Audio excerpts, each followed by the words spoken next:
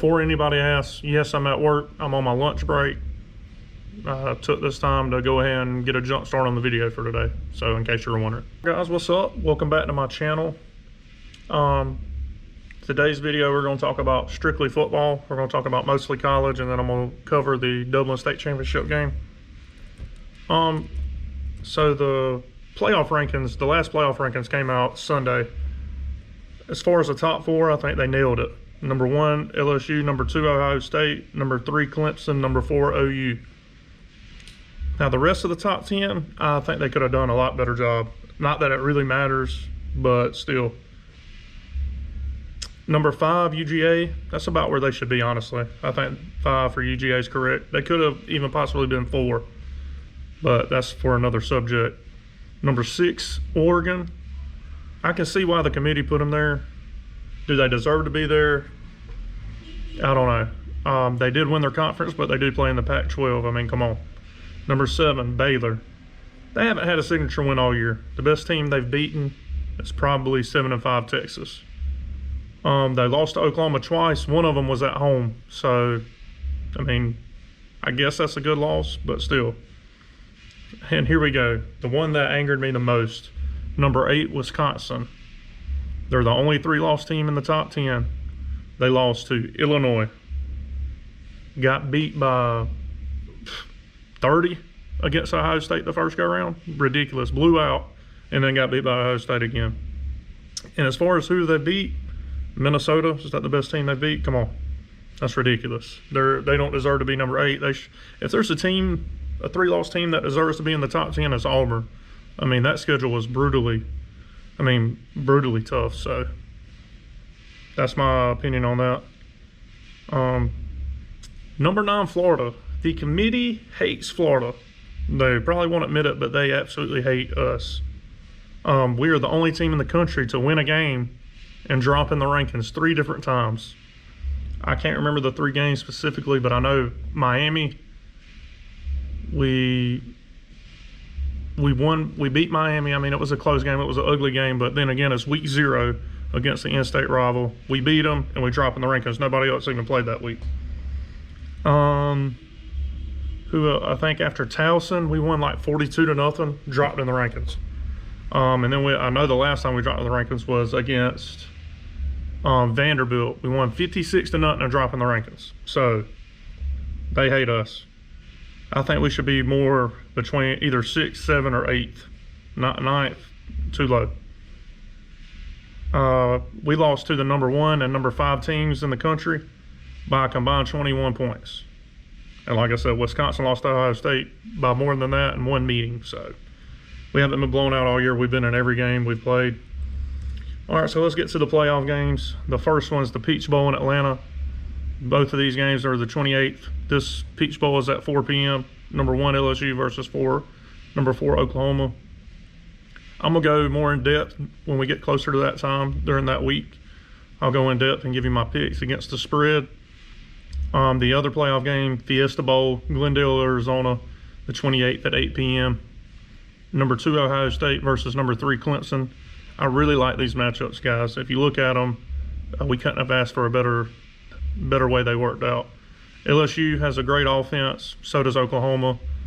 Oklahoma isn't known for its defense. LSU is, and their defense has been playing a lot better in the last couple games. But statistically this year, they're not up to par with the LSU defense. Then you look at number 2, Ohio State, a very complete team, along with Clemson being a very complete team. Very sound on the offensive side of the ball and defensive. So these are going to be 2 great matchups. Okay, so the rest of the New Year's 6s, you have the Cotton. And I'm really tired of these automatic bowl bids. They're ridiculous. Memphis versus Penn State. Who's going to watch that matchup? Memphis fans and Penn State fans, nobody else. The Orange, Florida versus Virginia. Who's going to watch that matchup? Come on. Now, if you flip-flop those, they get interesting. Memphis versus Virginia would be a more intriguing matchup to me, and Florida versus Penn State would be a more intriguing matchup. But it is what it is. Then you got the Sugar, UGA versus Baylor. I think that's going to be a pretty good game. Then the Rose, Oregon versus Wisconsin. That's going to be a pretty good game. I like the rest of the matchups, but as far as the Cotton and the Orange, they could have flip-flopped those and made those way better games in my opinion. And let's be honest, Virginia in a New Year's Six, come on. Now they might beat us, they might turn around and beat our tails, but it'll be because we've taken them lightly, not because they're a superior team. All right, let's talk the high school matchup this week. It's Dublin versus Brooks County for the state title.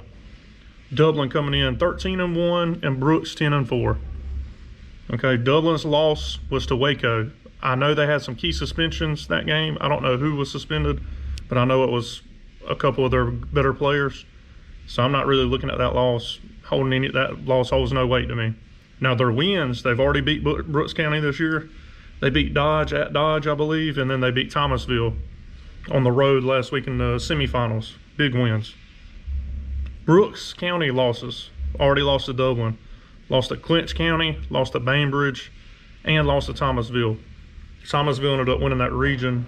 Fitzgerald and all them are in that region. That's a pretty strong region.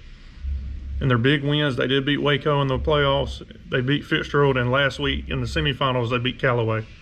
That's their big wins. I mean, you guys don't really have to ask me. You know who I'm going with this game. I think Dublin gets it done. I think it's a higher scoring game. Now, as far as last time I checked, it's projected to rain. I think that favors Dublin. They like to pound that ball, and I think Brooks likes to throw it around a little bit. So if it does rain, Dublin could win big. Also, Capital One Bowl Mania. I don't know if any of you guys ever played it. It's pretty fun. I'm actually doing one just for fun. No money involved or anything. If you're interested in joining, let me know. Message me on Facebook. Text me if you've got my number. You can write in the comments. Just let me know so I can get your email, and I'll send you an email, and you can join in my little Capital One Bowl Mania. And I decided to do the straight up, none of that confidence point stuff. Each game's worth a point. There's a tiebreaker and all that stuff. It'll explain the rules to you. So just let me know if you want to. I'll probably let you come on my YouTube channel or something and let you talk some football with me if you win, because obviously you'll know more than me.